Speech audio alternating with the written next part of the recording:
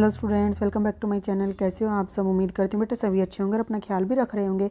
तो बेटा आज हम करने जा रहे हैं अपनी वर्कशीट नंबर 11 सोशल साइंस की है बेटा, 7th क्लास के बच्चों के लिए हिस्ट्री का है। ठीक है, हिस्ट्री की बुक से है जो कि 3rd चैप्टर है दी दिल्ली सुल्तान। ठीक है, या दिल्ली के सुल्तान। 2 तारीख की है बेटा। चलिए स्टार्ट करते हैं। क्या बोला है इसमें?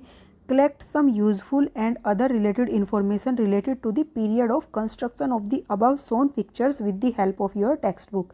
तो आपको जो ये पिक्चर्स दिखाई गई हैं बेटा, इनके बारे में कि ये कब इनका निर्माण हुआ और भी इनके बारे में अन्य जानकारी आपको मतलब कि कलेक्ट करनी है अपनी टेक्स्ट बुक से। ठीक है, जो कि आपकी क्या है, हिस्ट्री की होगी।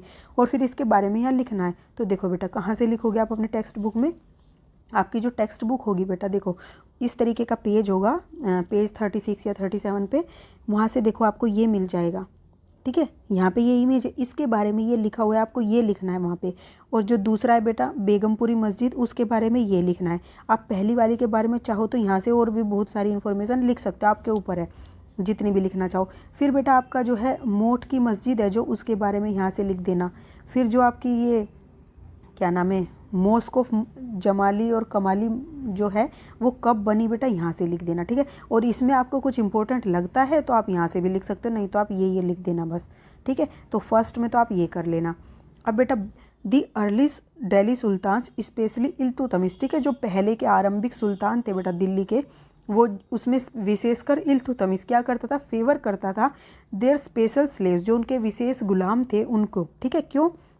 अपॉइंटिंग एरिस्टोक्रेट, यानी कि जो सूबेदार होते थे उनको अपॉइंट करने के लिए, एंड लैंडेड चिफ्टेंस एज गवर्नर्स। ठीक है, तो क्या करता था, जो ये सामंत होते थे बेटा और जो ये जमींदार होते थे, उनकी बजाय वो जो उनके क्या नाम है गुलाम होते थे, उनको वो क्या करता था, सूबेदार बनाने के लिए अपॉइंट करता था। ठीक है, they were purchase for military service, वो उनके लिए उनको खरीदता था। और इनको क्या बोला जाता था? बंदगा बोला जाता था फारसी में। ठीक है, इनको क्या बोला जाता था? बंदगा बोला जाता था फारसी में, लैंग्वेज में, गुलामों को जो सूबेदार बनाए जाते थे। ठीक है, अब बेटा next the Khaljis and Tughlaq continue to use bandagan and also raised people of humble birth. ठीक है, अब बेटा देखो, जो खलजी थे और तुगलक थे वो क्या करते थे, उन्होंने ये चीज़ कंटिन्यू रखी, बंदगाओं को यूज करने का, इस्तेमाल करना उनका। ठीक है, and also raise people of humble birth who were often their clients to high political position. और बेटा जो निम्न जाति के लोग होते थे उनको क्या करता था वो, मतलब कि बड़े बड़े ओहदों पर बैठा देता था। ठीक है, राजनीति के। They were appointed as generals and the governors, और उनको बेटा क्या करता था वो, जनरल्स बना देता था या कोई गवर्नर बना देता, अपने वहाँ पर मंत्री वगैरह, इस तरीके से उनको ऊंचे ऊंचे पद दे देता था। ठीक है, फिर जो slaves and clients were loyal to their master, तो बेटा जो इनको बनाता था, ये जो भी स्लेव थे, गुलाम थे या क्लाइंट थे, वो सब उसी के प्रति रहते थे, मतलब कि वफादार। And patrons but not to their heirs. Heirs मतलब बेटा यहाँ पर क्या है, हायर्स बोले, हियर्स बोलो, जो उत्तराधिकारी होते थे, जैसे कोई राजा बैठा, उसकी जो संतान आएगी आगे, उसका उत्तराधिकारी हो गया वो, तो उसके प्रति वो वफादार नहीं होते थे, वो सिर्फ उस मास्टर के जो उनको बनाता था उसके प्रति वफादार होते थे। है, ठीक है। न्यू सुल्तान हैड देयर आउन सर्वेंट, जो न्यू सुल्तान बनते थे बेटा वो अपने खुद के मतलब नौकर रखते थे। ठीक है, पिछले वालों से वो अपना काम नहीं लेते थे। As a result the accession of a new monarch often saw conflict between the old and the new nobility. ठीक है, तो क्या कहना चाह रहा है बेटा इसका मतलब कि जो मतलब कि पुराने वाले थे और जो नए वाले नौकर थे या गवर्नर जो भी थे, मंत्री, उनका आपस में क्या होता था, आपस में मतलब कि एक कॉन्फ्लिक्ट हो जाता था, संघर्ष हो जाता था, विरोध हो जाता था, आपस में लड़ाई हो जाती थी आपस में। ठीक है, एक दूसरे का विरोध करते थे वो। ठीक है, लाइक द अर्लियर सुल्तान, जैसे कि पहले सुल्तान ने किया, उसी तरीके से the Khalji and the Tughlaq monarch appointed military commanders and governor of the territories of varying size. ठीक है, अब बेटा देखो इसी तरीके से जो आगे के सुल्तान आए खलजी और तुगलक से, उन्होंने भी क्या किया, मिलिट्री के जो शासक थे बेटा, जो सेना नायक थे, कमांडर्स थे, उनको शासक के तौर पर मतलब अलग अलग आकार के जो अलग अलग टेरिटरीज थी, इलाके थे, उनके क्या बना दिया उन्होंने, उनको गवर्नर बना दिया। ठीक है, दीज लैंड्स वर कोल्ड इक्ता, और उन लैंड्स को क्या बोला गया, जो सूबेदार बना दिए गए अलग अलग स्थानों के, उन जो भूमि थी उन जमीनों को क्या बोला गया, इक्ता। ठीक है, और जो उन जमीनों को संभालता था, उनकी देखभाल करता था, उनको क्या बोला जाता, देयर होल्डर वाज कोल्ड इक्तदार और मुक्ति, उनको मुक्ति या इक्तदार बोला जाता था जो उस इलाके को संभालते थे। ठीक है, अब नेक्स्ट बेटा देखो अब उनकी क्या ड्यूटीज़ होती थी इक़्तिदार और मुक्ति की। The duty of the muqtis was to lead military campaign and, तो बेटा जो भी सेने मतलब कि सेनाओं की कैंपेन होती थी, अभियान होते थे, उनका नेतृत्व करना होता था उसे, ठीक है।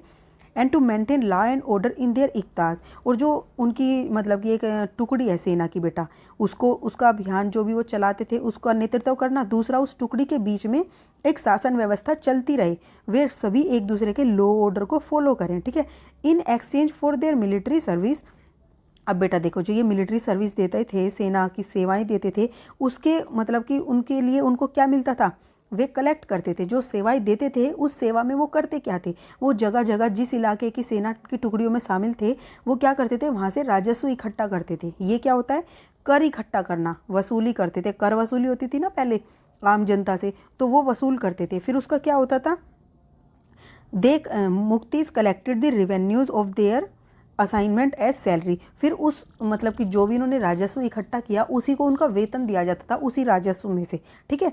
They also paid their soldiers from these revenues, तो बेटा देखो जो मुक्ति होते थे उसको भी उसी से मिलता था, वो क्या नाम है जो उसकी सैलरी थी। और जो उस जो मतलब कि ये सेना है, इसका ये मुक्ति सेवादार सूबेदार है, तो जो इसके अंदर जो अलग अलग व्यक्ति हैं और सेवाएं दे रहे हैं उनको भी इसी राजस्व से क्या देता था, ये वेतन देता था, और खुद का भी इसी में से मिलता था उसको, ठीक है। अब बेटा देखो कंट्रोल ओवर मुक्ति was most effective if their office was not inheritable and if they were assign it task for a short period of time before being shifted, ठीक है। अब ये देखो जो मुक्तीज थे अगर एक इलाके में ज़्यादा दिन तक रहेंगे तो वो क्या होंगे बेटा, वहाँ के मतलब कि एक तरीके से उनका कब्जा हो जाएगा उस पर। तो मुक्तीज पर कंट्रोल करने के लिए सबसे इफ़ेक्टिव तरीका क्या अपनाया जाता था उस समय पर, कि उनको जो उनकी आने वाली पीढ़ी थी, ठीक है, वंशज, उनको उस स्थान का सूबेदार नहीं बनाया जाता था, उनका स्थानांतरण कर दिया जाता था। जैसे कि राजा है, राजा का उत्तराधिकारी उसका शासक है तो वो बन गया, लेकिन वहाँ पे क्या होता था, उसको दूसरे इलाके का बनाया जाता था, उसका नहीं बनाया जाता था, क्योंकि नहीं तो उसके पैर जम जाएंगे वहाँ पर, ठीक है। These harsh condition of the service were rigorously impose during the reign of the Alauddin Khalji and the Muhammad Tughlaq. अब इस तरीके की जो बेटा ये मतलब कि अपना वो कह लो अपनी दादागिरी वाला जो शासन था उस समय पर वो चला रहे थे, तो वो किस टाइम पर था, अलाउद्दीन खलजी और मोहम्मद तुगलक के टाइम पर ये चल रहा था, उनके शासनकाल में, ठीक है। Under Alauddin Khalji the state brought the assessment and collection of the land revenue under its आउन कंट्रोल, ठीक है। अब बेटा देखो जो अलाउद्दीन खलजी था, ठीक है, उसने क्या किया, अपने शासनकाल में जो राज्य का नियंत्रण था, जो राजस्व कर पहले और सब इकट्ठा करते थे उसको उसने अपने कंट्रोल में ले लिया, ठीक है। अब वो खुद से करते थे, अपने राज्य के अंदर कंट्रोल में ले लिया।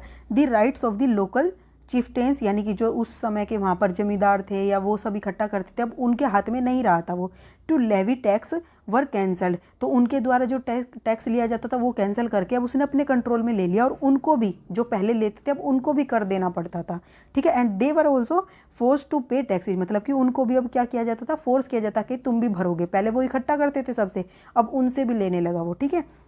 There were 3 types of taxes, first on the cultivation called kharaj, ठीक है। एक तो बेटा जो कृषि होती थी, कृषि खेती करते थे उस पर कर लिया जाता था, ठीक है, जिसको खराज बोला जाता था।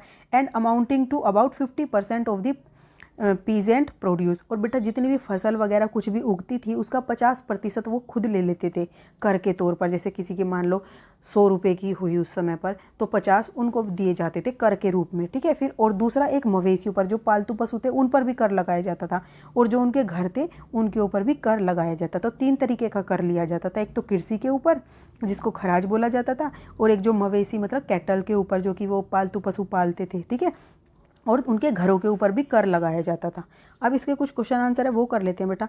If you were an iqtadar in the saltanat period which duty you would had to perform, तो अगर आप इक़्तिदार होते उस सल्तनत पीरियड में तो आपको कौन कौन सी ड्यूटी को परफॉर्म करना पड़ता, तो क्या लिखोगे बेटा, देखो यहाँ से लिखो, इफ़ यू हटा के यहाँ लिखोगे आई, if I were an iqtadar in the saltanat period, आई ये काट देना देखो, ठीक है।